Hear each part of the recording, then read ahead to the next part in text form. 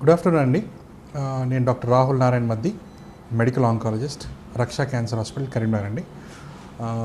మనం every fourth Sunday discuss చేస్తుండే కొన్ని క్యాన్సర్స్ గురించి. లాస్ట్ సండే చేయలేదు, ఎందుకంటే ఇవాళ February 4th world cancer day సందర్భంగా కార్యక్రమం ఉంటుంది కాబట్టి so we skip the last Sunday programme. So today is world cancer day, ప్రపంచ క్యాన్సర్ దినోత్సవం ఇవాళ. ఎవ్రీ ఇయర్ ఈ క్యాన్సర్ డేని మనం February 4th సెలబ్రేట్ చేసుకుంటుంటాం.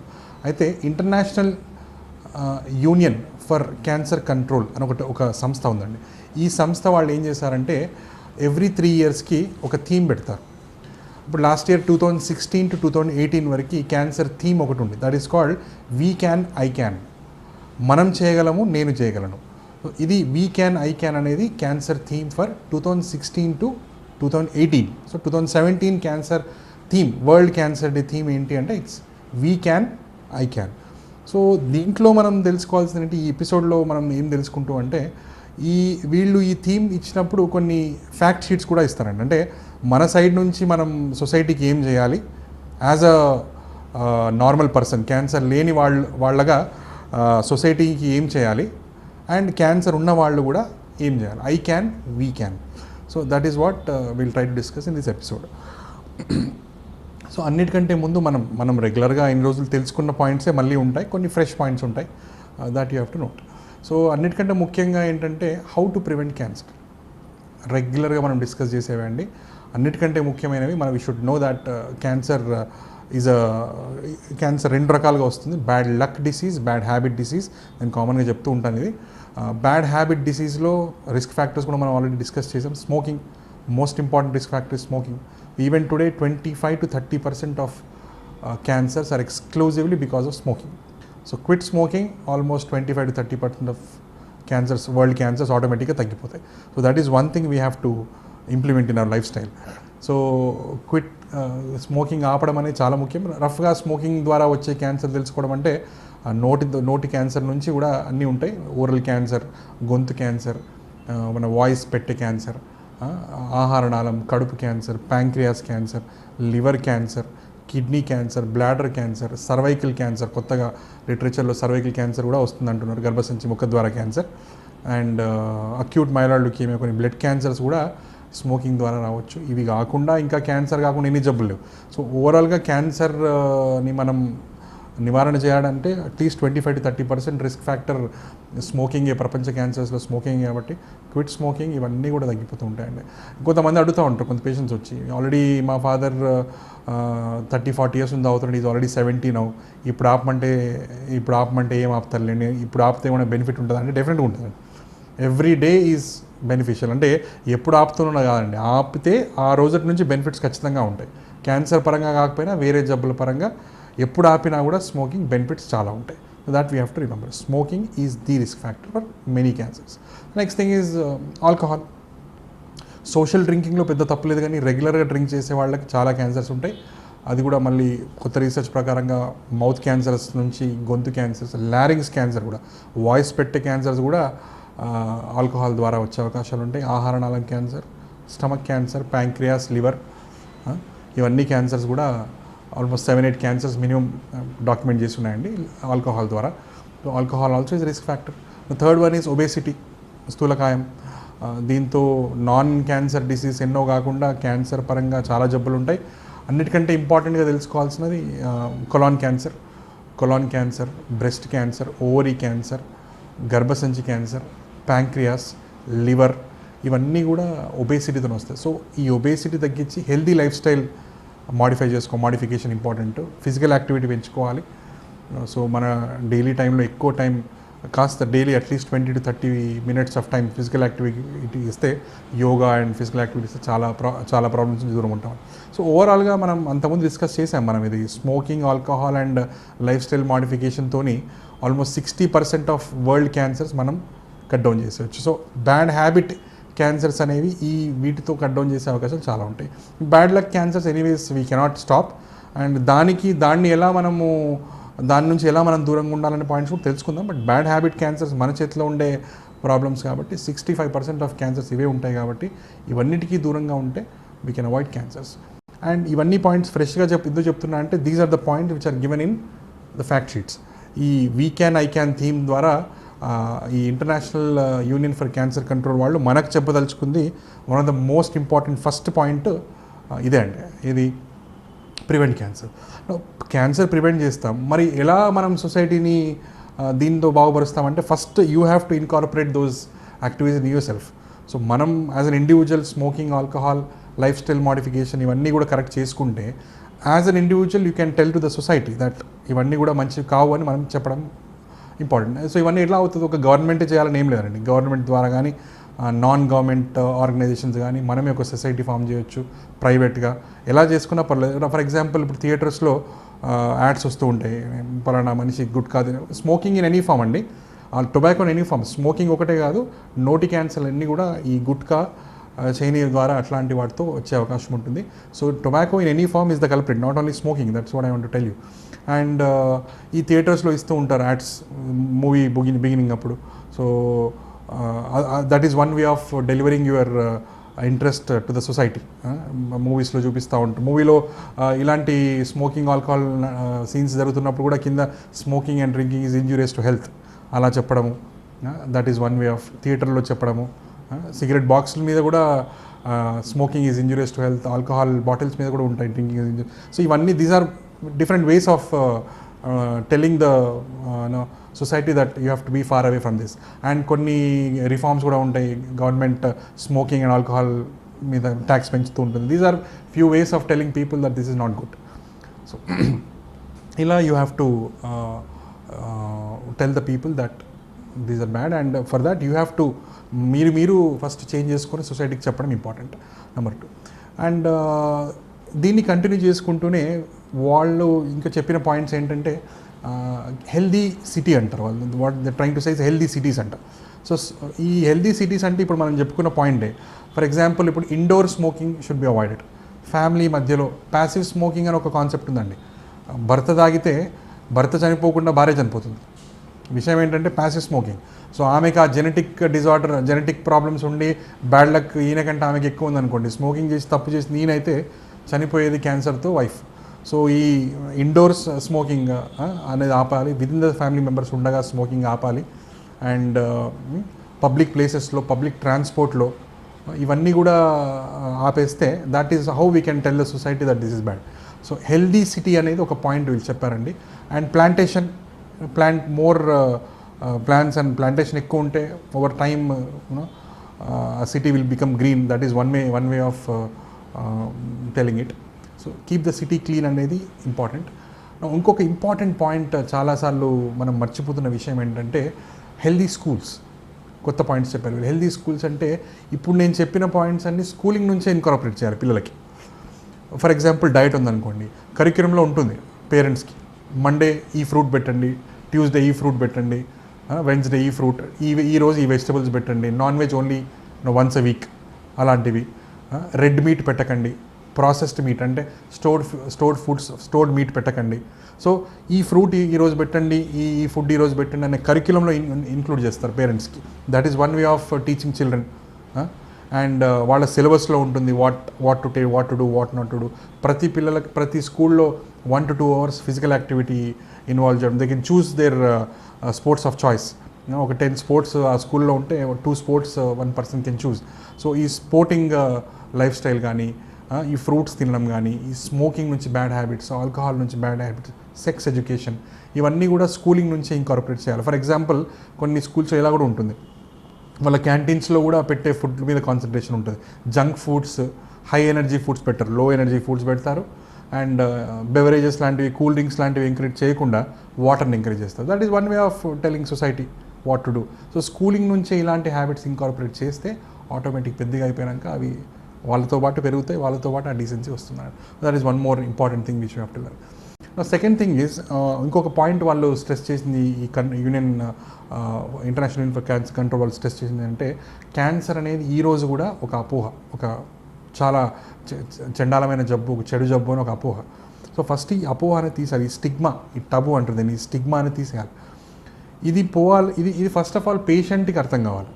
పేషెంట్కి డాక్టర్ ఒకటే కాదు, ఫ్యామిలీ మెంబర్స్ కానీ, కోవర్కర్స్ కానీ, కొలీగ్స్ కానీ ఈ మోరల్ సపోర్ట్ ఇవ్వడం చాలా ఇంపార్టెంట్. ఈ అపోహని తీశారు. ఫస్ట్ పేషెంట్ కానీ పేషెంట్ అటెండెంట్స్ వాళ్ళ చుట్టాలు వాళ్ళ ఫ్యామిలీ మెంబర్స్ కూడా తనకి జబ్బు ఉందని అడ్మిట్ చేసుకోవాలి. ఫస్ట్ తను అక్సెప్ట్ చేసుకోవాలి. ఎస్, నాకు ఈ జబ్బు వచ్చింది, which cannot be change now. ఇక ముందు ఎట్లా పోవాలి, ఎలాంటి ట్రీట్మెంట్ తీసుకోవాలని తెలుసుకోవాలి. సో ఫస్ట్ ఆఫ్ ఆల్ వాళ్ళే ఇది అక్సెప్ట్ చేసుకోలేదు అనుకోండి, ట్రీట్మెంట్ తీసుకోవడం కష్టమవుతుంది, ఫైనాన్షియల్ సపోర్ట్ తీసుకోవడం కష్టమవుతుంది. సో ఎలాంటి హెల్ప్ ఎవరి దగ్గర తీసుకోవాలని కష్టమవుతుంది. First you have to accept, మీరు అక్సెప్ట్ చేసుకో. ఫర్ ఎగ్జాంపుల్ జుట్టు పోతుంది అన్నదే మేజర్ ప్రాబ్లం ఆడవాళ్ళకి కీమోథెరపీ ఇచ్చినప్పుడు. That is not the issue అని తెలియాలి వాళ్ళకి. అంతకంటే పెద్ద ప్రాబ్లమ్స్ ఎన్నో ఉంటే వాటిని సాల్వ్ చేసుకోవాలి. సో తను జబ్బు గురించి అక్సెప్ట్ చేసి నిజం చెప్పడము చెప్పకపోవడం అనేది అదొక న్యాక్ అండి. దాన్ని చెప్పే రకంగా చెప్పాలి, అక్సెప్ట్ చేయాలి. అటెండెంట్స్, పేషెంట్ ఫ్యామిలీ మెంబర్స్ కానీ పేషెంట్ కానీ అక్సెప్ట్ చేసి కాన్ఫిడెన్స్తో ముందుకు పోవాలి. ఇదొక ఈ అపోహను తీసేయాలి. క్యాన్సర్ అని జబ్బు వస్తే నన్ను వెళ్ళేస్తారు అన్న అపోహ తీసేయాలండి. Cancer is not a communicable disease, not an infectious disease. ఒకరి నుంచి ఒకరికి వచ్చే జబ్బు కాదండి. It is not a contagious disease. Cancer ఒకరి నుంచి ఒకరికి రాదు. వాళ్ళు తిన్న ప్లేట్లో వీళ్ళు తిన్నా ఏం కాదు, వాళ్ళు యూజ్ చేసిన టవల్ సోపు వీళ్ళు యూజ్ చేసినా కూడా ఏం కాదు. కొంతమంది పాపం మదర్స్ కానీ ఫాదర్స్ కానీ వాళ్ళ పిల్లల దగ్గర కానీ వాళ్ళ స్పౌస్ దగ్గర కానీ వాళ్ళ దగ్గర పోవడానికి కూడా సంకోచిస్తారు, మా నుంచి వాళ్ళకి వస్తుందేమో అని. అలాంటి అపోహలు లేవండి. It's a non communicable disease. టీబీకి దీని డిఫరెన్స్ ఉందండి. టీబీ అంటే కమ్యూనికేబుల్ డిసీజ్, ఒకరి నుంచి ఒకరికి వస్తుంది. ఒక హెచ్ఐవి, ఒక సిఫిలీస్, అలాంటివన్నీ వేరు, గొనేరియా అవి వేరు. దిస్ ఇస్ క్యాన్సర్ ఒకరి నుంచి ఒకరికి రాదు. సో అది ఫస్ట్ దృష్టిలో పెట్టుకోవాలండి. ఈ అపోహ తీసేయాలి. తీసేసినప్పుడే ట్రీట్మెంట్ మోడాలిటీస్, ట్రీట్మెంట్ ఎలా ఉందని మనం చెప్పొచ్చు. ఎన్నిసార్లు వస్తారు. అక్సెప్ట్ చేసిన వాళ్ళు, జబ్బుని అక్సెప్ట్ చేసిన వాళ్ళ రిజల్ట్స్, అక్సెప్ట్ చేయని వాళ్ళ రిజల్ట్స్ చాలా తేడా ఉంటాయండి. సైకలాజికల్ కాన్ఫిడెంట్ ఉన్న వాళ్ళకి ట్రీట్మెంట్ చేయడం చాలా ఈజీ, సైడ్ ఎఫెక్ట్స్ బేర్ చేయడం చాలా ఈజీ. సో వాళ్ళు అక్సెప్ట్ చేసుకోవాలి. దీనికి ఫ్యామిలీ మెంబర్ సపోర్ట్ చాలా అవసరం. Next thing is one more thing what they వాళ్ళు స్ట్రెస్ చేసిన పాయింట్స్ ఇంకోటి ఏంటంటే రిటర్న్ టు జాబ్ అంట. అంటే ఇలా అక్సెప్ట్ చేసుకొని అర్థం చేసుకున్న వాళ్ళు నెక్స్ట్ వాళ్ళు సపోజ్ వాళ్ళే బ్రెడ్ విన్నర్స్ అనుకోండి, ఆ ఇంటికి వాళ్ళే ఆధారం ఫైనాన్షియల్గా. సో వాళ్ళు they have to get back to their work. మరి వర్క్ పోవాలంటే ఫస్ట్ అక్సెప్ట్ చేయాలి, ఫ్యామిలీ సపోర్ట్ కావాలి, మళ్ళీ they have to get back to the work. మళ్ళీ తన పని తను చేసుకోవాలి at the earliest, as early as possible. Doctor role 50% ఉంటే ఫ్యామిలీ మెంబర్స్ రోల్ 50% ఉంటారు. So get back to the work as early as possible, not only with medications, with moral support. ఎలా how do they get back to the work? వెళ్ళిన తర్వాత working అవర్స్లో కొంచెం changes, job life స్టైల్లో modifications, అక్కడ వెళ్ళిన తర్వాత హాస్పిటల్ మన ఆఫీస్ ఓనర్స్ కానీ ఎంప్లాయీస్ చుట్టూ ఉన్న కొలీగ్స్ వాళ్ళ నుంచి సపోర్ట్ ఇంపార్టెంట్. మనం ఇంతకుముందు డిస్క్రిమినేషన్ గురించి మాట్లాడాం. ఈ డిస్క్రిమినేషన్ ఉండకుండా ఆ ఆఫీస్ ఎన్విరాన్మెంట్లో కూడా ఈ పేషెంట్ని వెలేయడం, పక్కకు పెట్టి మాట్లాడడం కానీ, ఈ డిస్క్రిమినేషన్ అనేది చేయకుండా చూసుకోవడం చాలా ఇంపార్టెంట్. సో ఈ అపోహ అనేది ఫ్యామిలీ మెంబర్సే కాకుండా వాళ్ళ జాబ్ ఎన్విరాన్మెంట్లో కూడా ఈ అపోహ లేకుండా చూసుకోవాలి. సో ఈ discrimination towards or against the cancer patient అనేది చాలా తప్పు. అది ఒకరి నుంచి ఒకరికి వచ్చే జబ్బు కాదు కాబట్టి మనకు వాళ్ళ మీద ఉండాల్సిన సింపతి కానీ కోపం కానీ అలాంటివి పెట్టుకోకూడదండి.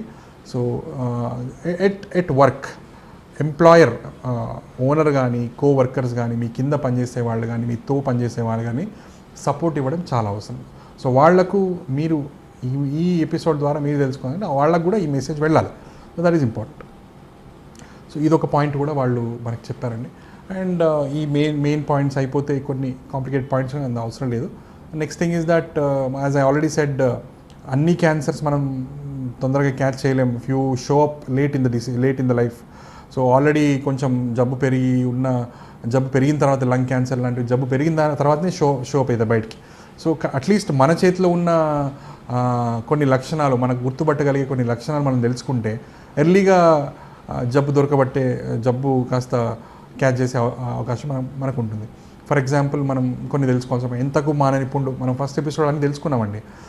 మీరు యూట్యూబ్లో సెర్చ్ చేస్తే ఫస్ట్ ఎపిసోడ్, సెకండ్ అన్నీ దొరుకుతాయి మీకు.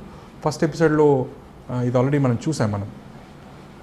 ఎంతకు మానని పుండు బ్రెస్ట్ మీద కానీ, గొంతులో కానీ, నాలుక మీద కానీ, స్కిన్ మీద కానీ ఎంతకు మానని పుండు ఖచ్చితంగా ఉంటే అది క్యాన్సరా అని అనుమానం రావాలి. ఇవన్నీ కూడా నేను చెప్పిన లక్షణాలన్నీ క్యాన్సర్ కాదండి, ఎవరు భయపడే అవసరం లేదు. ఇలాంటి ఉన్నప్పుడు పర్సిస్టెంట్గా అసలు తగ్గకుండా ఉన్నప్పుడు ఒక్కసారి ఒక ఎక్స్పర్ట్ ద్వారా పరీక్ష చేయించుకుంటే బాగుంటుంది.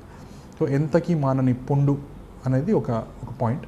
నెక్స్ట్ థింగ్ ఈజ్ మింగడం కష్టం అవ్వడం, పర్సిస్టెంట్గా వాంతి అవ్వడము, పర్సిస్టెంట్ వెయిట్ లాస్.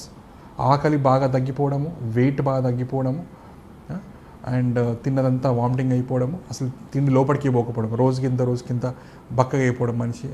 అండ్ అంతకుముందు అన్నం బాగా తినేవాళ్ళు ఇప్పుడు నీళ్ళు కూడా లోపలికి పోవట్లేదు అంటారు. So these are all points towards ఆహారనాళం, ఈసోఫేగస్ క్యాన్సర్, స్టమక్ క్యాన్సర్లు కూడా ఇలాంటివి జరుగుతూ ఉంటాయి. వాళ్ళని చూస్తే చాలా బక్కగా అయిపోయి ఉంటారు. వచ్చినప్పుడే మొత్తం బాడీలో ఉన్న ప్రోటీన్స్, ఫ్యాట్ అన్నీ వెళ్ళిపోయి ఉంటాయి. అంత మజిల్ అంతా ఫ్యాట్ అంతా పోయి just muscle lean, skin and bone లాగా ఉంటారండి. This is oesophagus and stomach క్యాన్సర్లో ఇలా ఉంటుందండి. అండ్ ఫర్ ఎగ్జాంపుల్ ఇంకొన్ని బ్రెస్ట్ క్యాన్సర్లో very common breast mass. Young ఏజ్లో ఉన్న వాళ్లకు పీరియడ్స్తో నొప్పి వస్తుంది, పీరియడ్స్తో సైజ్ పెరుగుతుంది తగ్గుతున్నప్పుడు అవి జనరల్ క్యాన్సర్ కాబట్టి. బట్ ఎనీవేస్ 25-30 ఇయర్స్ ఇవాళ రేపు ఎర్లీగా కేసులు చూస్తున్నామండి. అర్బన్ లైఫ్ స్టైల్కి వచ్చేసరికి అందరూ ఎర్లీగా ఇలాంటి కేసులు చూస్తున్నాం మనం. 25-30 ఇయర్స్ దాటగానే లంప్ ఒకటి గడ్డ రొమ్ములో కనబడగానే దాని హార్డ్నెస్ ఎంత ఉంది, ఎంత గట్టిగా ఉంది, నిప్పుల నుంచి కానీ ఏమైనా బ్లడ్ వస్తుందా, నీరు వస్తుందా, ఎంత గట్టిగా ఉంది, సంఖలో ఏమైనా గడ్డలు ఉన్నాయి, ఇవన్నీ కూడా చూసుకోవాలండి. ఆ గడ్డ బ్రెస్ట్ నుంచి ఏమైనా బయటికి వస్తుందా, ఇవన్నీ కూడా breast cancer symptoms. So lump in the breast, especially ఒక 25-30 ఇయర్స్ దాటిన వాళ్ళకి, 40, 45, 50, 60 ఈ ఏజ్ వాళ్ళు వచ్చి నాకు రొమ్ములో గడ్డ ఉంది అని అనగానే ఫస్ట్ మేము 95% ఆఫ్ కేసు ఇట్ ఈస్ క్యాన్సరే. 95% క్యాన్సర్ అనుకుని ఫస్ట్ ఫర్దర్ ఎగ్జామినేషన్లో అది క్యాన్సర్గా డిసైడ్ చేస్తాం. అది యంగ్ ఏజ్లో ఉందనుకోండి, ఫస్ట్ క్యాన్సర్ కాదు అని అనుకుని మేము ఎగ్జామినేషన్ స్టార్ట్ చేస్తాం. సో ఏజ్ పెరుగుతున్న కొద్దీ బ్రెస్ట్లో గడ్డ ఉన్న అనే విషయాన్ని చాలా సీరియస్గా తీసుకోవాలి. అది వన్ మోర్ పాయింట్. ఇంకా కొన్ని ఆల్టర్డ్ బవెల్ హ్యాబిట్స్ అంటారు. అంటే లూజ్ మోషన్స్ ఎక్కువ పోవడం, 3-4 డేస్కి ఒకసారి టాయిలెట్ పోవడం, స్టూల్ పోవడము, లేకపోతే మనం పోయే స్టూల్లో లాట్రిన్లో బ్లడ్ మ్యూకస్ రెండు కలిపి రావడం, ఎక్కువసార్లు మోషన్ పోవడం, వెయిట్ తగ్గిపోవడము, ఆకలి తగ్గిపోవడం, ఇవన్నీ కూడా అప్పుడప్పుడు ఫీవర్ రావడం, ఇవన్నీ కూడా పెద్ద పేగుల క్యాన్సర్కి ఒక సైన్స్ అండ్ సిమ్టమ్స్ అన్నమాట. అలాగే బ్లాడర్ కూడా ఇంక్రీజ్ ఫ్రీక్వెన్సీ, ఎక్కువసార్లు పోవడం, రాత్రంతా చాలాసార్లు పోవడం, మూత్రం పోవడానికి చాలా కష్టపడుతూ ఉంటారు. ప్రాస్టేట్ క్యాన్సర్ సిమ్టమ్స్, మూత్రంలో బ్లడ్ రావడం, kidney cancer, urethral cancer symptoms, ఇవన్నీ కూడా అంటే బ్లీడింగ్ అండ్ డిశ్చార్జ్. సడన్గా ఎప్పుడు లేనిది నోట్లో నుంచో ముక్కులో నుంచో బ్లీడింగ్ అయింది, లేకపోతే మూత్రం నుంచి బ్లీడింగ్, లాట్రిన్లో బ్లీడింగ్ ఉందనుకోండి, definitely you have to think. గర్భసంచి క్యాన్సర్లు తెల్లబట్ట అంటారు. ఎప్పుడు లేనిది సడన్గా తెల్లబట్ట స్టార్ట్ అయింది, especially after the age of 21, any time 21 years నుంచి 70 ఏళ్ల వరకు ఎవరికైనా గర్భసంచి క్యాన్సర్ రావచ్చు. సో ఈ తెల్లబట్ట ప్లస్ బ్లడ్ అండ్ మ్యూకస్ రెండు కలిపి రావడము, వైట్ డిశ్చార్జ్ పీవీ అంటారు, ఇవి కూడా గర్భసంచి క్యాన్సర్ లక్షణాలు. So spotting, post menopausal spotting అంటారు. అంటే మెనోపాజ్ బహిష్ట్ అయిపోయిన తర్వాత ఎప్పుడు లేనిది బహిష్ట్ అయిపోయింది, బ్లీడింగ్ ఎందుకు అవుతుంది కాదు, ఇంకా సడన్గా బ్లీడింగ్ చూస్తున్నారు, పర్సిస్టెంట్గా అప్పుడు బ్లీడింగ్ అవుతుంది, స్పాటింగ్ అవుతుందంటే ఎండోమెట్రియల్ క్యాన్సర్ ఏమైనా ఉందని సస్పెక్ట్ చేయాలి, గర్భసంచి క్యాన్సర్. ఈ వైట్ డిశ్చార్జ్ ఉండేది గర్భసంచి ముఖద్వార క్యాన్సర్లో. సో ఈ పాయింట్స్ అన్నీ కూడా గుర్తుపెట్టుకోవడం. కొన్ని స్కిన్ క్యాన్సర్స్లో మెలనోమాస్ అండ్ అదర్స్ క్యాన్సర్స్లో ఒక పుట్టుమచ్చ దాని షేప్ మారిపోవడము, నొప్పి మారిపోవడం, డిశ్చార్జ్ ఉండడం, బ్లడ్ రావడము, ఇవన్నీ కూడా స్కిన్ క్యాన్సర్స్. అంటే అంతకుముందు నార్మల్గా ఉన్న పుట్టుమచ్చ దాని షేప్ అండ్ స్టైల్ మార్చేస్తుంది అనమాట. So these are the signs of skin cancers. ఇలా ఇంకా చాలా ఉంటాయి. సో ఇవన్నీ కొంచెం మైండ్లో పెట్టుకుంటే ఎప్పుడైనా కూడా ఏమైనా ప్రాబ్లమ్స్ ఉంటే ఎర్లీగా క్యాచ్ చేసే అవకాశం ఉంటుంది. కొన్ని స్క్రీనింగ్ మొడాలిటీస్ ఉన్నాయండి. We'll enter the topic fast. Screening ఇవన్నీ ఈ స్క్రీనింగ్ మొడాలిటీస్ అండ్ ఈ లక్షణాల గురించి కూడా ఈ యూనియన్ వాళ్ళు మనకు ఇవాళ చెప్తున్న మెసేజ్ అండి. వాళ్ళు నేను ఊరికే చెప్పడం లేదు, వాళ్ళు ఆ international Union for Cancer Control వాళ్ళు ఐ క్యాన్ థీమ్తోని ఈ వరల్డ్ క్యాన్సర్ డే మనకు చెప్పదలుచుకున్న పాయింట్స్ ఇవన్నీ. అండ్ సో స్క్రీనింగ్ మొడాలిటీస్ మనం ఆల్రెడీ తెలుసుకున్నాం. బ్రెస్ట్ క్యాన్సర్లో చాలా ఎస్టాబ్లిష్ అయి ఉన్నాయి స్క్రీనింగ్ మొడాలిటీస్. ఇయర్లీ మ్యామోగ్రఫీ, 2 రొమ్ములకు ప్రతి సంవత్సరం మ్యామోగ్రఫీ చేసుకోవడము. ఎవ్రీ 6 months మీ ఫీమేల్ ఫిజిషియన్ కానీ మీ ఫ్యామిలీ ఫిజిషియన్తో కానీ బ్రెస్ట్ ఎగ్జామినేషన్ చేయించుకోవడము. అండ్ మంత్లీ మీరే self examination in front of the breast. Google చేస్తే how to examine your breast your self, మీరు మీ బ్రెస్ట్ ఎలా ఎగ్జామిన్ చేసుకుంటారో గూగుల్లో ఉంటుంది, అది చూసుకోండి. So monthly self examination, 6 monthly family physician examination or gynaecologist examination and yearly mammography breast cancer screening కోసం చాలా అవసరం. బ్రెస్ట్ క్యాన్సర్ అనేది చాలా ఫ్రీక్వెంట్ క్యాన్సర్. మనం ఏదో క్యాన్సర్ కోసం వెతకంటే బ్రెస్ట్ క్యాన్సర్ స్క్రీనింగ్ అనేది చాలా ఇంపార్టెంట్. ప్యాప్స్మియర్ గర్భసంచి ముఖద్వార క్యాన్సర్ కోసము ప్రతి 3 సంవత్సరాలకు ఒకసారి ప్యాప్స్మియర్ చేసుకోవడం చాలా ముఖ్యం.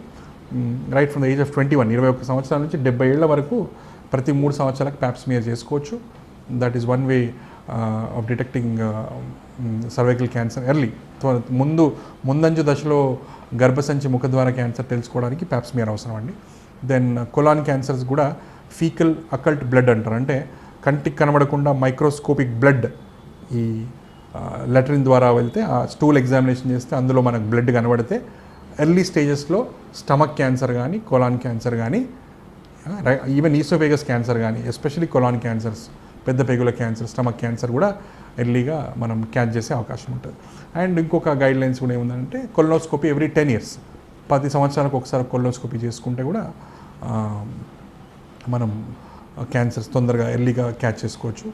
అండ్ ఇవన్నీ కూడా స్క్రీనింగ్ మొడాలిటీస్, ఇవన్నీ పాయింట్స్ కూడా వాళ్ళు చెప్పారండి. అండ్ సో ఇవాళ వరల్డ్ క్యాన్సర్ డే ద్వారా మనం తెలుసుకున్న పాయింట్స్ చాలా ఉన్నాయి. ఇంపార్టెంట్లీ సొసైటీకి మనం ఏం చేయాలి, first you have to incorporate good habits in your self, then tell the society.